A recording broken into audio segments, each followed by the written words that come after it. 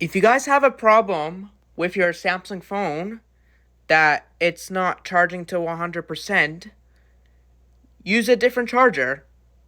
The way you could use use your Samsung Galaxy or your iPhone charger. So the phone can wait, you could charge your phone fast. Alright. And that's how you charge your this is how you charge your phone.